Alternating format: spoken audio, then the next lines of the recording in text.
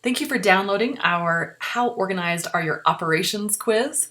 This is Kim with Entrepreneur Simplified, and welcome to Entrepreneur Simplified.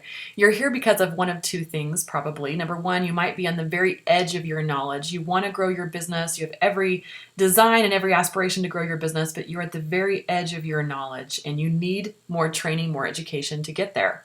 Or number two, you've been very successful with business, but you've built yourself a beautiful golden hamster wheel. Your business is dependent on you being there every day to run the business. And if you were to step out of it, the business would simply not run.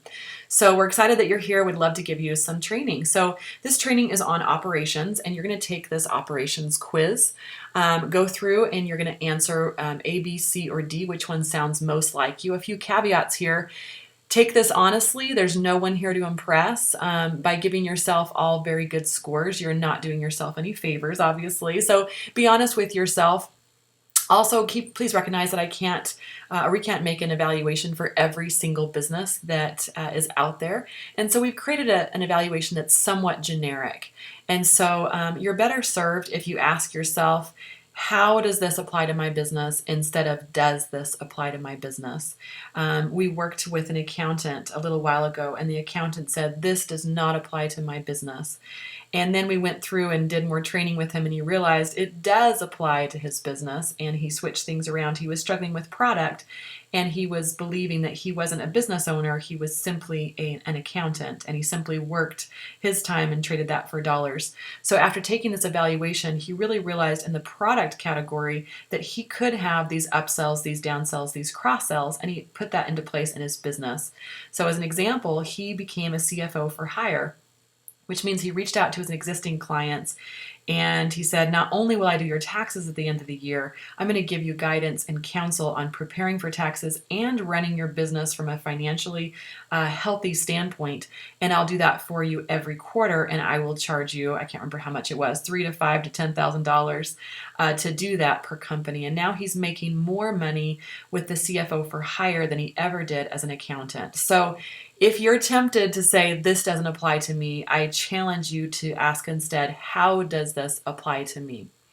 After you finish taking the course or the evaluation, you're going to go to the end here and you are going to add up every category. So for example, in finance, if there are 3 A's and 2 B's, your score will be 3 A's and 2 B's. Your score in finance would be an A, for example. But let's say in customer service, you have 4 D's and 1 C, your score would obviously be a D.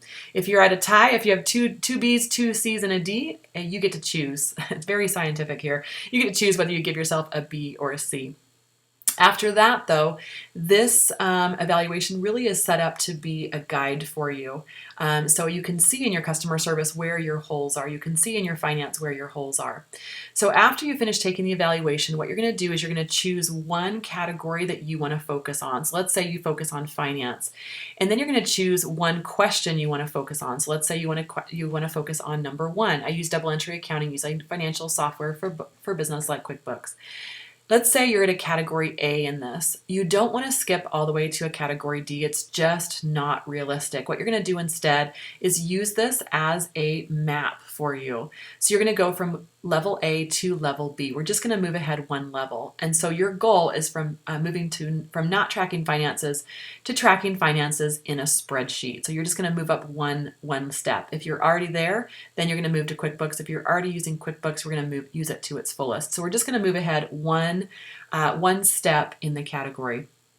Go ahead and add this after you take the quiz or the evaluation. Choose which category, choose which number, and then add that step. For example, right here, it would be add finances to a spreadsheet. Add that step to your to-do list.